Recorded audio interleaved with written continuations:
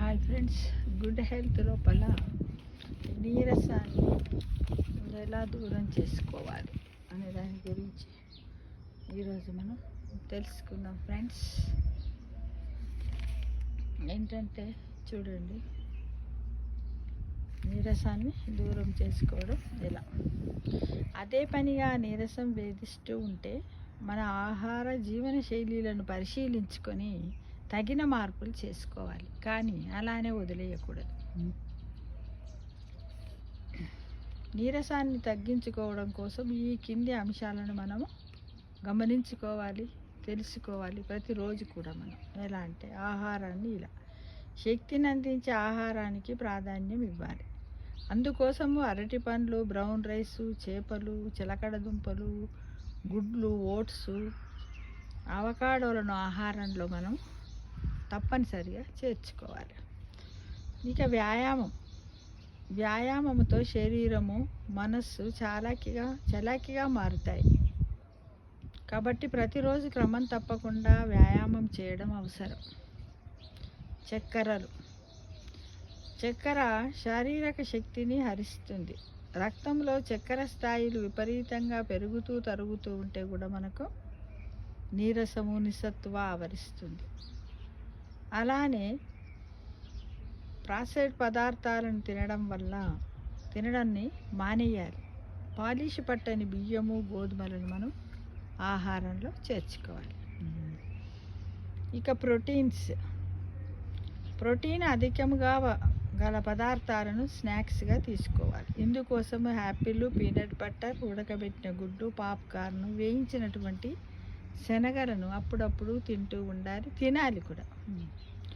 ఇక రెస్ట్ తీసుకోవాలి. ఎలా అంటే అలసటగా అనిపించినప్పుడు విశ్రాంతి తీసుకోవడం అవసరం. శరీరానికి సరిపడా విశ్రాంతి దక్కకపోయినా కూడా మనకు నీరసము, నిస్సత్తువ, యాక్టివ్గా ఉండకపోవడం, ఇవన్నీ కూడా మనకు ఆవరిస్తాయి ఫ్రెండ్స్. విటమిన్ డి లోపం కూడా నిస్సత్తువ కారణమే. కాబట్టి వైద్యుల సలహా మేరకు మనం ఏం చేయాలి, విటమిన్ డిని లోపాన్ని పరీక్షించుకొని సప్లిమెంట్ రూపంలో ప్రతిరోజు తీసుకోవాల్సి ఉంటుంది. అలాగే ఉదయం, సాయంకాలము ఎండలో కనీసం 15 నిమిషాల పాటైనా మనము గడుపుతూ ఉండాలి. కూర్చోవాలి పని కట్టుకుని అయినా కూడా. ఇక పోతే సంగీతం కూడా మన నీరసాన్ని తగ్గించుకోవచ్చు. ఎలా అంటే శ్రావ్యమైన సంగీతంలో శరీరంలో ఎండార్ఫిన్లు విడుదలవుతాయి. ఇవి శరీరాన్ని చాలాకీగా ఉంచడానికి తోడ్పడతాయి. కాబట్టి రోజులో కొంతసేపు సంగీతం వినాలి, పాటలు పాడాలి. అవసరం అనుకుంటే ఇంట్రెస్ట్ ఉన్న వాళ్ళు డ్యాన్స్ కూడా చేయాలి ఫ్రెండ్స్. ఇక చల్లనీళ్ళ స్నానం కూడా చల్లదనం కూడా కండరాలను బలపరుస్తుంది, మెటబాలిజంని పెంచుతుంది. కాబట్టి చల్లటి నీటితో స్నానం చేస్తూ ఉండాలి. ఇంకొకటి ఏంటి, నవ్వడం, లాఫింగ్. స్మైలింగ్కి లాఫింగ్కి తేడా ఉంది. స్మైలింగ్ అంటే జస్ట్ మామూలుగా ఇలా పెదవులను లిప్స్ ఇలా చేయడమే స్మైల్ అంటారు కదా. లాఫింగ్ అంటే లౌడ్గా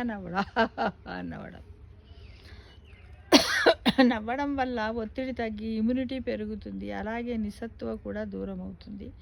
అందుకోసం స్నేహితులతో సరదాగా సమయం గడపడము, పిల్లలతో ఆడుకోవడము, కామెడీ సినిమాలు, షోలు చూడడము.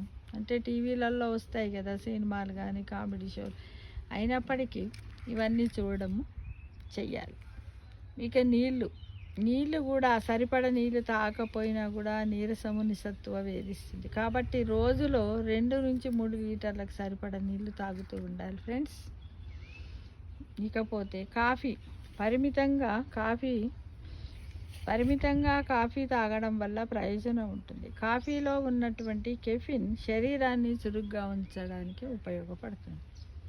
వాసనలు పెప్పర్మింట్, దాల్చిన చెక్క, నిమ్మ, రోజ్మెరీ,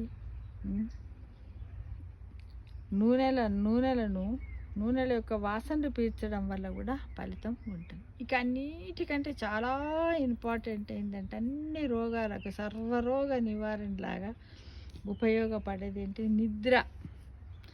నిద్ర 8 గంటలకు తగ్గకుండా నిద్రపోవాలి. నిద్రలేమి బడలికను కలిగిస్తుంది. మనము 8 గంటలు మనం డీప్ స్లీప్ చేయకపోయినట్టయితే మన బాడీలో ఉన్నటువంటి అన్ని ఆర్గన్స్ కూడా ఒక రకంగా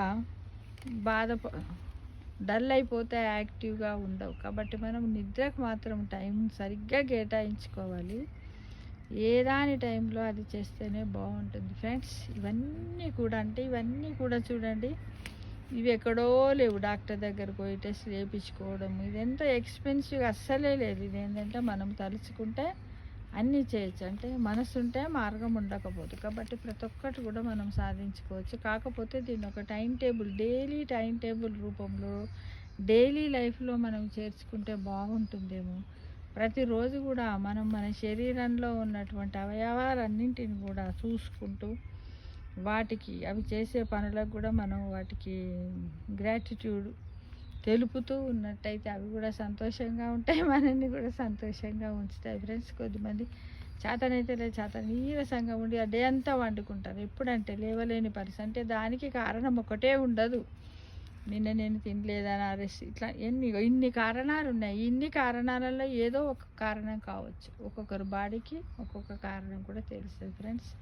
కాబట్టి మనం కూడా ఇలా ప్రశాంతంగా కూర్చొని రోజు మన శరీరం గురించి, అంటే భగవంతుడు ప్రసాదించినటువంటి ఇంత మానవ జన్మము, ఇంత ఉన్నతమైనటువంటి జన్మనిచ్చాడు, చక్కటి బాడీని ఇచ్చాడు, ఎంత మంచి మిషన్ ఇచ్చాడు మనకు కదా. లోపల ఎంత సాఫ్ట్వేర్ ఉంది మనకి కదా. వీటన్నింటినీ కాపాడుకోవడం మన చేతుల్లోనే ఉంది ఫ్రెండ్స్. ఇది చక్కటి గుడ్ హెల్త్ టిప్గా మనం భావించాలి. తప్పకుండా మనం వీటిని అవలంబించాలని మీ అందరు కూడా, నేను అవలంబించాలనుకుంటున్నాను, మీరందరూ కూడా అవలంబించాలని ఆశిస్తున్నాను ఫ్రెండ్స్. Thank you.